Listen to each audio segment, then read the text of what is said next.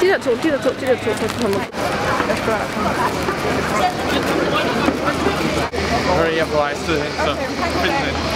Jeg tror, at sekter, såvel som andre meget ekstremt religiøse mennesker, tror rigtig meget på en, fordi de er blevet overtalt, opdraget. Det er sådan ting, der hænger sammen.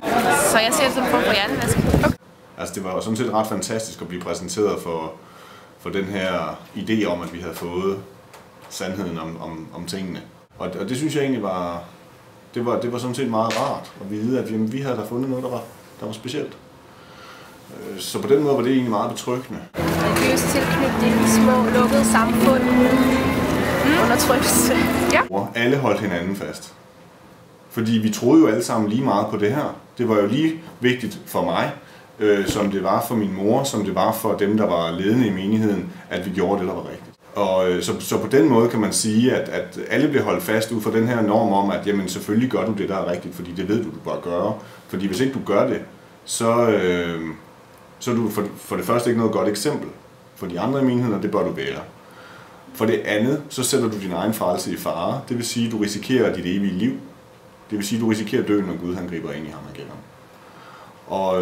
Og man mister naturligvis også anseelse i menigheden indtil da, for så vidt. Og man kan også risikere på denne side af Harmageddon sådan set at blive udstødt, hvis man gør noget, der er rigtig særligt slemt. Men det er rigtigt. Det var en konsekvens, der var med til at holde folk inden for rammerne. Altså man får sådan lidt en forestilling om, at det er meget indelukket, og de har en masse mærkelige ritualer.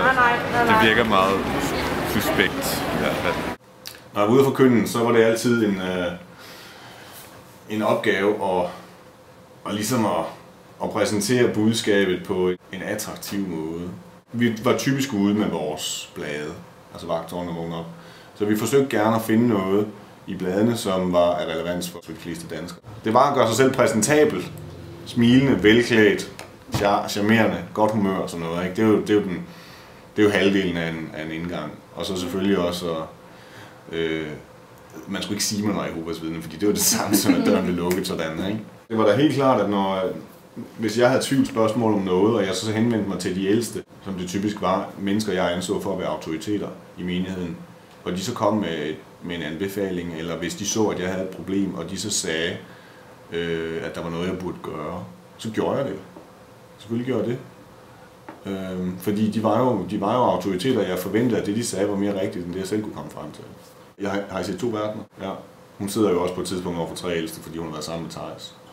Og sådan en situation har jeg også selv oplevet, fordi jeg har været sammen med en. De sidder meget detaljeret og spørger ind til, hvad hun har lavet med ham. Og den samme slags spørgsmål fik jeg også. Og det følte jeg meget grænseoverskridende, at jeg skulle have de spørgsmål, og at jeg i hvert fald syntes, at jeg skulle svare på dem. Men det følte jeg mig forpligtet til at gøre. Og det synes jeg faktisk var noget blufærdighedskrænkende. Nej, det var meget blufærdighedskrænkende. Men det gjorde jeg. Der følte jeg mig presset til at gøre det, fordi jeg anerkendte deres autoritet, og jeg anerkendte, at jeg selv havde fucket op. Så noget lidt fordækt noget med, at man lukker noget andet ude. Det syn, Jehovas vidner har på resten af verden, det er ret negativt. Og det er også det, der efter min mening kendetegner dem og berettiger dem til at blive kaldt for en sekt. Fordi de betragter først og fremmest sig selv som dem, der har ret. Og det er ikke noget, man kan indgå i en dialog omkring. Altså, det er sådan, det er. Altså, de har ret, period. Og de betragter verdslige mennesker som nogen, der potentielt vil Jehovas vidner det dårligt. De sælger en tro på Gud. De sælger en tro på en kristen Gud. De sælger høje moralnormer. De sælger en løsning på alle verdens problemer.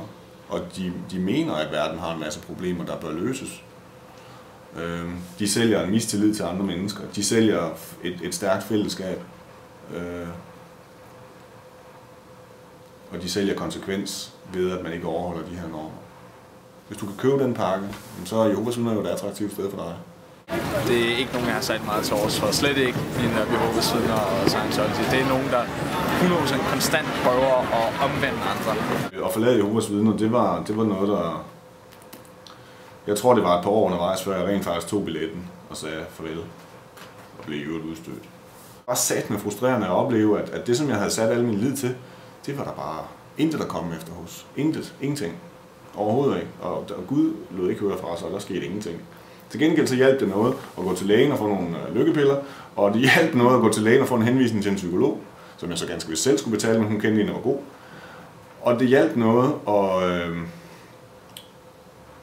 at konstatere, at mine verdslige venner, de havde ligesom ikke nogen dagsorden for, hvad der skulle til, for at jeg fik det bedre. De var der bare. I menigheden havde man en dagsorden for, hvad der skulle til, for at jeg fik det bedre. Og det var helt klart, at hvis jeg ikke levede op til det, så var det sgu min egen fejl. Fordi nu havde de jo kommet med nogle gode råd, de vidste, de virkede. Og hvis ikke jeg ville tage dem til mig, så var det ikke grunden, og noget vejen med det var mig, som i virkeligheden ikke ville have det bedre. Så jeg har det fint nok med, at folk har en eller anden form for tro, som de siger, at det er det, jeg tror på, men de skal ikke prøve at omvende.